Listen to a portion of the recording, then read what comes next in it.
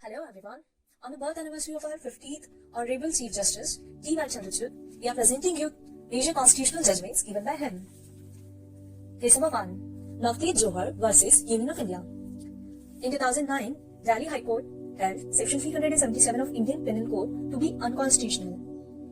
नास फाउंडेशन का जो केस था 2009 का, उसमें सेक्शन 377 को अनकॉन्स्टिट्यूशनल बताया था दिल्ली हाईकोर्ट ने, जिसे ओवररूल किया गया था 2013 के सुरेश कुमार कौशल केस में सुप्रीम कोर्ट द्वारा। अब जो पिटिशनर थे नवदेव सिंह जोहर, इन्होंने सुप्रीम कोर्ट में रिट पिटिशन फाइल की थी और चैलेंज किया था section 377 of Indian penal code की कॉन्स्टिट्यूशनलिटी को, और सुप्रीम कोर्ट से बोला था कि डिटरमाइन करे कॉन्स्टिट्यूशनलिटी को section 377 of Indian penal code की।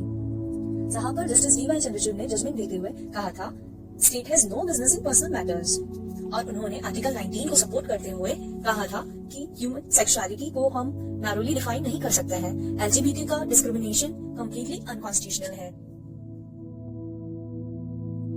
केस नंबर 2, शफीक साहब वर्सेस अशोका केएम। इस केस में जो हादिया की साइड से उसके पेरेंट्स ने एलिगेशंस लगाए हुए थे कि शफीक जहां ने फोर्सिबली कन्वर्ट किया है इस्लाम में हादिया को, और फोर्सिबली शादी की गई है दोनों की।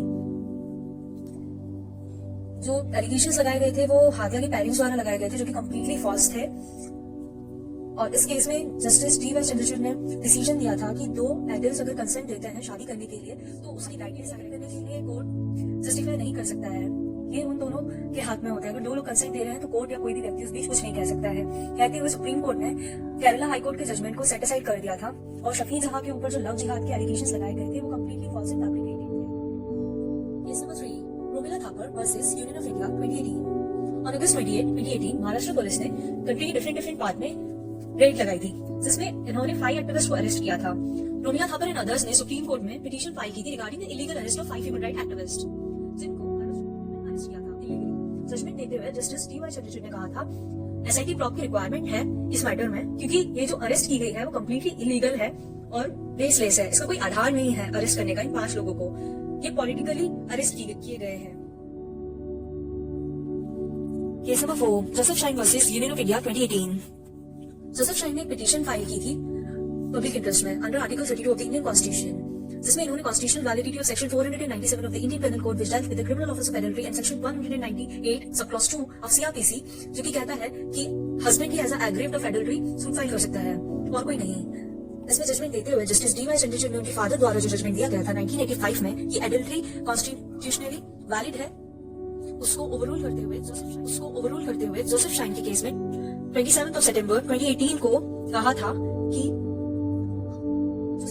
उसको ओवररूल करते हुए जोसेफ शाइन के केस में 27 सितंबर 2018 को कहा था कि जो सेक्शन 497 है आईपीसी का वो अनकॉन्स्टिट्यूशनल है एंड इन्फ्रिंज करता है article 14 that is right to equality, article 15 that is gender discrimination. ये जो सेक्शन था 497 ये आर्बिट्रेरी था, जिसकी वजह से विमेन आवाज नहीं उठा सकती थी आफ्टर मैरिज, और ये विमेन को की डिग्निटी को हार्म करता है, ऑटोनॉमी को चोट पहुंचाता है, और हम जेंडर डिस्क्रिमिनेशन नहीं कर सकते हैं।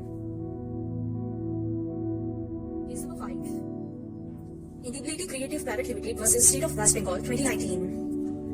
ये केस जो सारी कंसर्न था शैडो बैन से रिलेटेड। शैडो बैन लगाया गया था बंगाली फिल्म पर, जिसका नाम था भविष्योत्तर भूत फ्यूचर घोस्ट।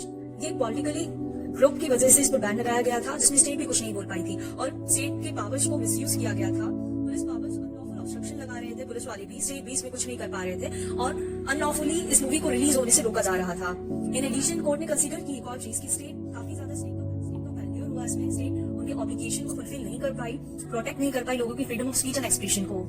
इसमें जजमेंट देते हुए जस्टिस डी.वाई. चंद्रचूड़ ने कहा कि जो बंगाली मूवी है भविष्योत्तर भूत, उस पर इलीगली बैन लगाया हुआ है। Free speech can not be catched for fear of the mob. खेलते डर से बोलने की आजादी नहीं रोकी जा सकती। Thank you, and check the link in the description box, and don't forget to register yourself for our crash course on constitutional laws.